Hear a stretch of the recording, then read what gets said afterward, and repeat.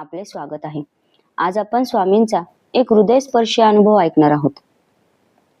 डॉक्टरांनी हात टेकले, पण स्वामींनी जीव वाचवला. आजारातून बरे झालेल्या भक्ताचा हा खरा अनुभव आहे.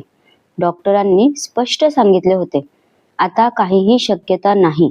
कुटुंबाने देवाचे नाव घेण्याशिवाय पर्याय उरला नव्हता. पण त्या अंधारात एकच नाव सतत कानात घुमत होते, ते म्हणजे श्री स्वामी समर्थ, जय जय स्वामी समर्थ.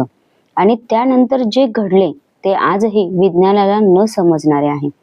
ही घटना आहे महाराष्ट्रातील एका सामान्य भक्ताचे. वय अंदाजे 45 वर्ष. कुटुंबाची जबाबदारी, नोकरीचा ताण आणि आयुष्य सुरळीत चाललेले होते. एके दिवशी अचानक त्यांना खूप ताप आला, अशक्तपणा जाणवू लागला, श्वास घेण्यात त्रास दिसू लागला. त्यांना दवाखान्यात ऍडमिट करण्यात आले. तपासणी झाल्यावर डॉक्टरांनी सांगितले, हा आजार गंभीर आहे, संसर्ग पूर्ण शरीरात पसरलेला आहे. उपचार सुरू झाले, पण औषधाचा काहीच परिणाम होत नव्हता. प्रकृती दिवसेंदिवस खालावत चालली होती. ICU मध्ये दाखल करावे लागेल असे डॉक्टरांनी सांगितले. डॉक्टरांनी शेवटी कुटुंबाला बाजूला बोलावून घेतले.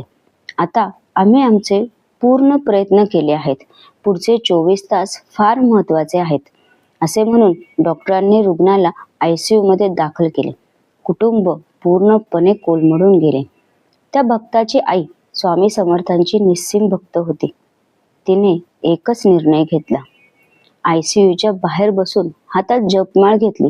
डोळ्यात अश्रू आणून ती माऊली सतत म्हणत होती, स्वामी, माझा मुलगा तुझ्या चरणी अर्पण आहे. हवा तर घे, पण वाचवायचा असेल तर वाचव. त्या रात्रीत तिने स्वामींचा जप केला. स्वामी चरित्रातील काही ओळी वाचल्या आणि मनोमन नवस केला. त्याच रात्री त्या आजारी भक्ताला एक अद्भुत स्वप्न पडले. स्वप्नात पांढरे शुभ्र वस्त्र, करुणामय नजर, हात डोक्यावर ठेवत स्वामी म्हणाले, घाबरू नकोस, अजून तुझे काम संपलेलं नाही. उठशील, चालशील, पण माझे नाव विसरू नकोस. स्वप्न संपले. सकाळी डॉक्टर तपासायला आले. ताप उतरलेला, ऑक्सिजन लेवल सुधारलेले, रिपोर्ट्स मध्ये बदल.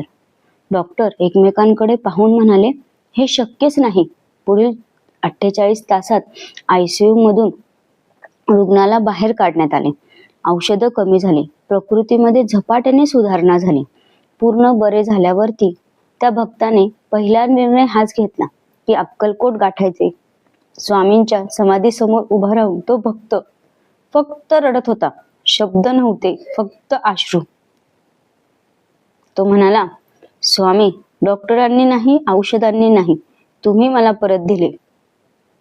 आज तो भक्त रोज स्वामींचा जप करतो, गरजूंना मदत करतो आणि सांगतो, स्वामी उशीर करतात पण कधीच अन्याय करत नाहीत. मित्रांनो, श्रद्धा म्हणजे चमत्कार मागणे नसते. श्रद्धा म्हणजे संकटातही देवावरती विश्वास ठेवणे.